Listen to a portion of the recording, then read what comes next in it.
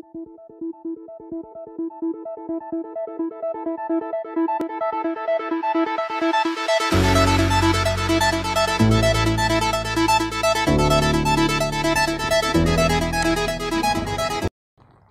selamat kembali ke channel pembelajaran matematika online bersama saya Yoga Wicaksana. Baik, pada kesempatan kali ini saya akan melanjutkan pembahasan terkait bab turunan fungsi trigonometri, khususnya pada penerapan turunan fungsi trigonometri. Pada video sebelumnya sudah saya sempat bahas mengenai titik stasioner dan fungsi naik dan turun. Nah, untuk video kali ini kita akan membahas namanya kecekungan kurva. Ini materi ada di matematika peminatan kelas 12. Kecekungan kurva. Katakan seperti ini. Anggap fungsi fx itu diferensiabel. Diferensiabel itu maknanya dapat diturunkan pada selang atau interval terbuka i. Interval terbuka i itu misalnya dari 0 sampai dengan 360 derajat misalkan. Kurva fungsi fx cekung ke atas pada interval i jika f aksen x naik pada i. Dan sebaliknya, kurva fungsi fx cekung ke bawah pada i, itu interval yang tadi, jika f aksen x turun pada interval i yang tadi. Secara definisinya seperti ini. Secara gambarnya. Kalau ini pernah saya bahas di video sebelumnya. Jadi misalkan di sini saya berikan fungsinya adalah y sama dengan 2 cos 3x kurangi 1, gambarnya sebelah kiri nih. Nah, ini kan banyak berupa gunung, lembah dan seterusnya. Kalau fungsi naik kemarin kan ini naik, kemudian di sini turun. Nah, yang namanya kecekungan itu satu paket. Nah, seperti ini yang warna biru ini namanya cekung ke atas. Ini pun juga sama, ini cekung ke atas. Ini juga cekung ke atas. Kemudian cekung ke bawah nih yang garis putus-putus merah ini. Ini pun juga cekung ke bawah. Nah, tadi secara definisi kita menggunakan teorema kecekungan kurva fungsi fx. Anggap fungsi fx dapat diturunkan atau tadi istilahnya diferensiabel 2 kali. Kita bisa turunkan 2 kali pada selang atau interval terbuka i. Yang pertama, jika turunan keduanya itu positif untuk semua x dalam interval i yang ditentukan, ini biasanya 0 sampai dengan 180 atau 0 sampai 360 atau 180 sampai 360. Jadi ini, maka kurva fungsi fx cekung ke atas pada interval i.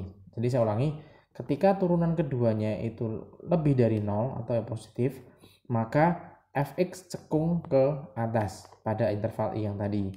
Kemudian, jika turunan keduanya itu kurang dari 0, untuk semua x dalam interval i, maka kurva fungsi fx cekung ke bawah pada interval i. Jadi tadi kata kuncinya, ketika turunan keduanya itu positif, maka akan cekung ke atas. Tapi sebaliknya, ketika turunan keduanya itu negatif, maka menjadi cekung ke bawah. Di sini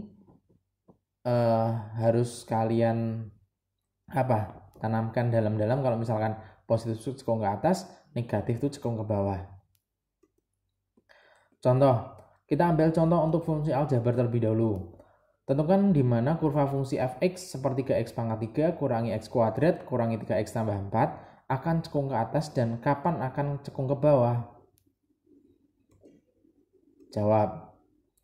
Kita pertama punya fungsinya adalah sepertiga x pangkat 3 min x kuadrat min 3x plus 4.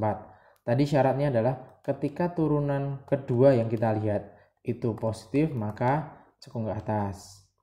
Tapi kalau negatif, maka cekung ke bawah. Tapi sebelum sampai kita menentukan di sini, kita harus temukan dulu ini turunan kedua. Maka dari fungsi ini kita coba cari turunan pertama. Sepertiga x pangkat 3, kalau turun berarti 3-nya kali ke depan, jadi sepertiga kali 3, 1. X-nya pangkatnya berkurang 1, jadinya x kuadrat kurangi x-nya ke depan jadi 2x min 3, 4-nya hilang. Ini turunan pertama. Kemudian kita cari turunan kedua, yaitu dari x kuadrat min 2x min 3 kita turunkan jadi keturunan kedua, diperoleh 2x min 2. Oke, kita sudah dapatkan turunan kedua. Kita lanjut ke Penentuan kecekungan kurva fungsi fx. Cekung ke atas, syaratnya adalah f double aksen x lebih dari 0. Nah, kita tahu tadi f double aksen x-nya adalah 2x min 2, ya udah kita tulis 2x min 2 lebih dari 0.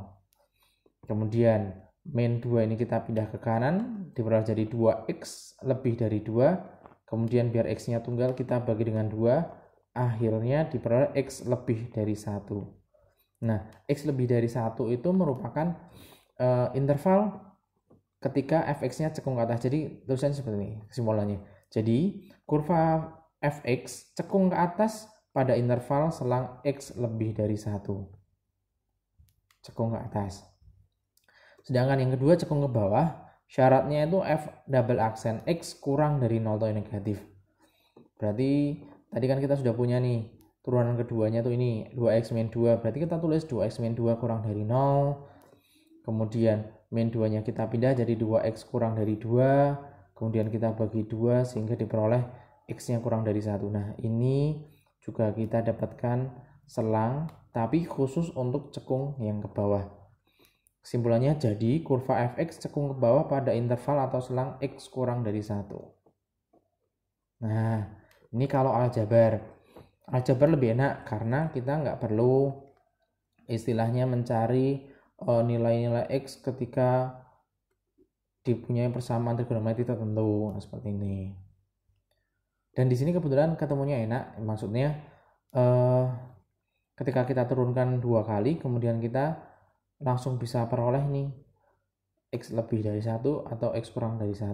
Nah, ada kalanya itu turunan keduanya, misalkan ini ya, itu ketemunya x kuadrat min 4 misalkan. Nah, di sini kan untuk syaratnya kan x kuadrat min 4 untuk yang naik kan lebih dari 0. Maka ini sendiri kan harus kita faktorkan jadi x min 2, x plus 2 lebih dari 0. Nah, kita ketemu model seperti ini, maka ini masuk ke konsep pertidaksamaan, kita bawa ke garis bilangan.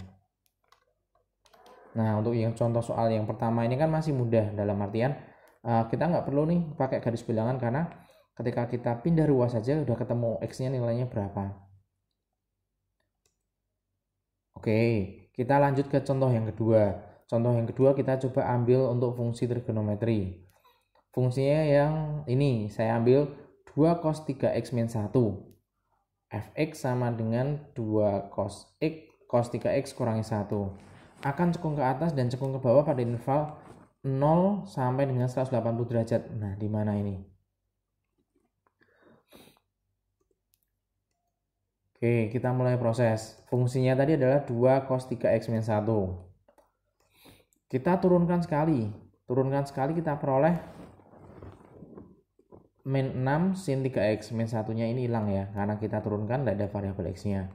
Kemudian ingat kita butuhkan yaitu bentuk turunan yang kedua.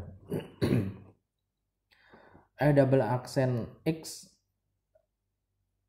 berarti jadinya min 18 cos 3x. Nah, di sini kita mulai coba cari penentuannya untuk cekung ke atas dan cekung ke bawah.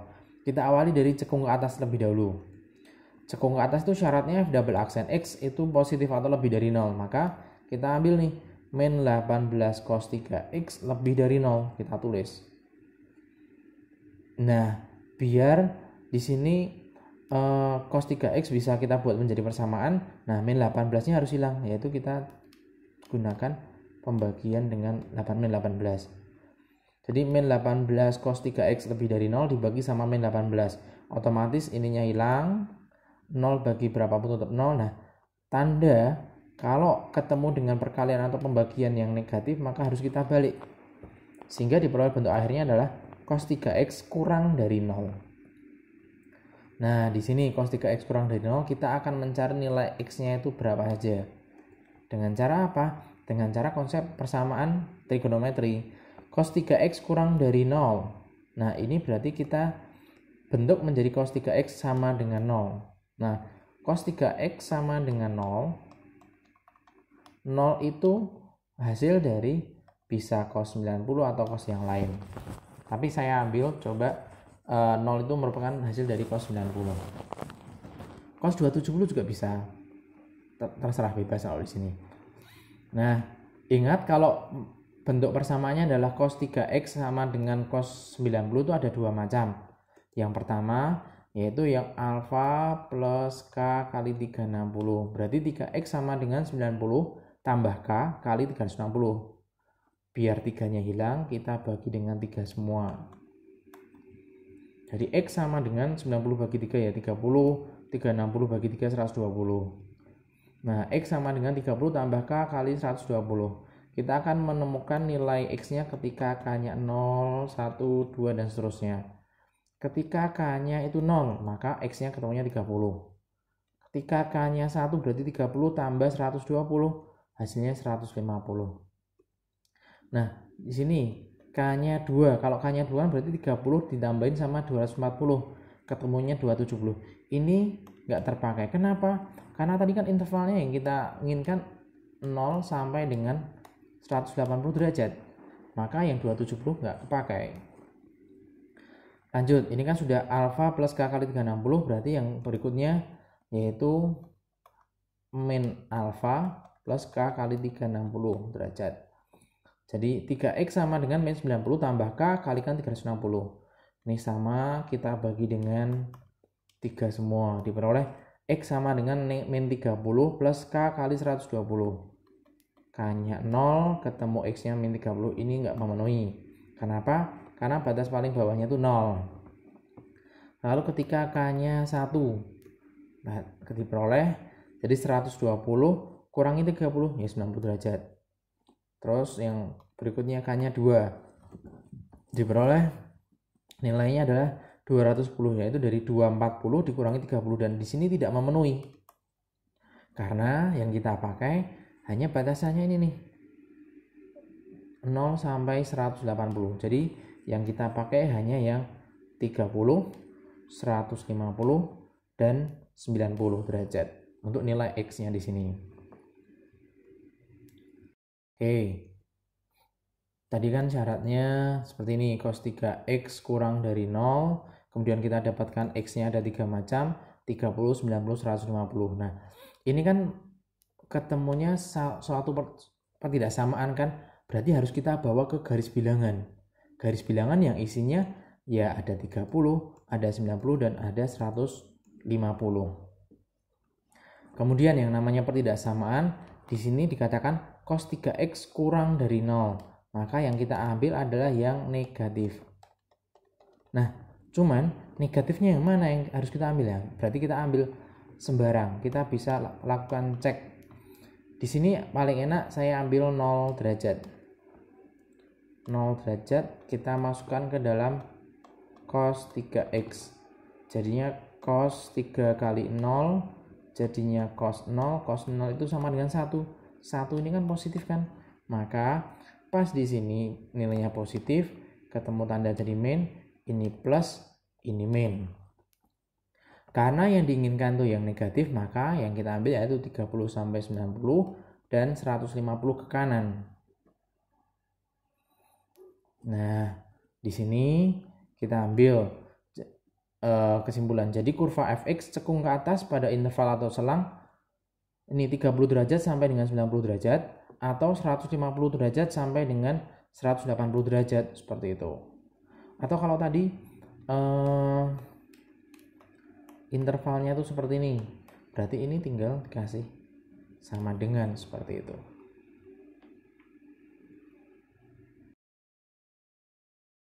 Sekarang kita coba masuk ke cekung yang ke bawah. Cekung ke bawah itu syaratnya adalah f double aksen x itu kurang dari 0. Dari proses yang awal tadi kita temukan turunan keduanya itu min 18 cos 3x. Nah, min 18-nya itu biar bisa hilang dibagi dengan min 18. Alhasil min 18-nya hilang, cos 3x-nya tetap. Nah, tandanya kalau ketemu sama negatif maka kita balik. Jadinya cos 3x lebih dari 0. Dengan proses yang sama, cos 3x sama dengan 0. 0 itu menjadi cos 90. Nah, dengan cara yang sama kita tadi bisa peroleh 30 derajat, 150 derajat, dan 90 derajat. Caranya sama persis. Nah, yang membedakan hanya di sini, nanti di garis bilangan. Tadi kan kita punya 30, 90 sama 150. Nah, tinggal di sini tadi kita sempat cek 0 derajat di sini, ini ketemunya positif, ini negatif, ini positif dan ini negatif. Nah, karena di cekung ke bawah ini konsepnya adalah cos 3x lebih dari 0, maka yang kita ambil yang positif. Kenapa? Karena cos 3x-nya ini yang diinginkan nilainya itu lebih dari 0 atau yang positif, sehingga yang kita ambil adalah yang ke kiri sama antara 90 sampai 150. Jadi kita bisa tuliskan, jadi kurva fx cekung ke bawah pada interval 0 sampai dengan 30 derajat atau 90 sampai 150 derajat. Dan tadi batasnya adalah 0 sampai dengan 180 derajat, maka yang di sini harusnya ada sama dengannya. Seperti itu. Kita masuk ke contoh yang ketiga. Contoh yang ketiga ini sama, saya berikan bentuk fungsi trigonometri lagi. Tentukan di mana kurva fungsi fx-nya, fungsinya adalah sin x tambah cos x, akan cekung ke atas dan cekung ke bawah pada interval 0 sampai 360, dan di mana 0-nya itu ikut. Kita mulai proses. Fungsinya tadi adalah sin x tambah cos x. Pasti yang akan kita cari langsung yaitu turunan kedua. Turunan pertama dulu, sin turun jadi cos, cos turun jadi min sin. Oke, turunan pertama. Turunan kedua, cos turun jadi min sin jadi min cos. Jadi turunan keduanya itu min sin x min cos x. Lalu kita mulai penentuan dulu kecekungan. Cekung ke atas syaratnya adalah f double aksen x lebih dari 0. Maka kita dapatkan min sin x min cos x lebih dari 0. Nah, sama ini. Biar negatifnya hilang, dibagi dengan min 1. Minnya jadi plus, ini juga plus, tandanya berubah. Jadi sin x tambah cos x lebih dari 0. Nah, tinggal di sini kita otak-atik menjadi suatu persamaan. Sin x tambah cos x sama dengan 0, cos x-nya kita pindah ke kanan jadi min cos x, kemudian min-nya ditinggal, cos-nya kita pindah ke bawah jadi sin per cos, jadinya tangan x sama dengan min 1. Nah, min 1 bisa kita ubah menjadi tangan 135. Ini otak-atik untuk menemukan persamaan trigonometri. Nah, ingat kalau bentuk tangan itu hanya satu macam, yaitu alfa plus k kali 180. Nah, jadi x itu sama dengan 135 plus k kali 180. Ketika k-nya 0, x-nya 135. K-nya 1, x-nya 315. K-nya 2 pasti nggak memenuhi karena akan lebih besar dibandingkan di sini. Maka kita hanya dapatkan dua macam, yaitu 135 derajat dan 315 derajat. Saya tuliskan ulang. Tadi kan bentuk turunan keduanya jadi sin x tambah cos x kurang dari 0, di mana x-nya kita dapatkan dua macam, yaitu 135 derajat dan 315 derajat. Kemudian kita bawakan ke dalam suatu garis bilangan. 135 dan 315. Kita lakukan pengecekan lagi. Cek 0. 0 ada di sebelah kiri di sini nih. 0 kita masukkan ke dalam sin x tambahkan cos x. Sin 0 tambahkan cos 0. Sin 0 itu 0, cos 0 itu 1. Jadi 0 tambah 1 adalah 1, dimana 1 itu positif. Maka di sini plus, ini min, ini plus. Nah, kita lihat tadi, ini kan cekung ke atas. Syaratnya f double aksen x lebih dari 0, karena tadi kita mengalihkan dengan negatif 1, berubah jadi kurang dari 0. Maka karena sin x tambah cos x itu kurang dari 0, maka yang kita ambil adalah yang negatif. Maka yang di tengah ini nih yang kita ambil. Jadi kurva fx cekung ke atas pada interval 135 derajat sampai dengan 315 derajat. Seperti itu. Untuk yang cekung ke bawah syaratnya adalah f double aksen x kurang dari 0. Kemudian kita terapkan Tadi turunan keduanya itu min sin X kurangi cos X kurang dari 0. Kemudian kita kalikan dengan min 1 diperoleh sin X tambah cos X. Tandanya ketika ketemu negatif itu jadi dibalik. Nah, kemudian dengan cara yang sama, persamaan trigonometri yang sama, kita bisa dapatkan X-nya itu 135 sama X-nya 315. Caranya seperti yang tadi. Kita buatkan garis bilangan 135 derajat dan 315 derajat. Dengan pengecekan yang sama seperti yang tadi, 0 derajat kita masukkan ke sini. Hasil tadi kan ketemunya sin 0 tambah cos 0. Berarti 0 tambah 1 atau sama dengan 1 dari sini. Plus, ini min, ini plus. Karena di hasil otak-atik kita tadi, sin X tambah cos X itu lebih dari 0. Maka yang kita ambil yang positif. Maka yang kita ambil 135 ke kiri sama 315 ke kanan. Jadilah kita bisa simpulkan. Jadi kurva fx cekung ke bawah pada interval atau selang 0 sampai dengan 135 atau 315 sampai dengan 360. Nah, kalau kita lihat tadi syaratnya intervalnya itu berapa? Antara 0 sampai dengan 360, berarti di sini ada sama dengannya, ini juga ada sama dengannya. Seperti itu. Oke, sekian penjelasan singkat mengenai kecekungan kurva khusus untuk fungsi trigonometri. Sekian video dari saya, terima kasih.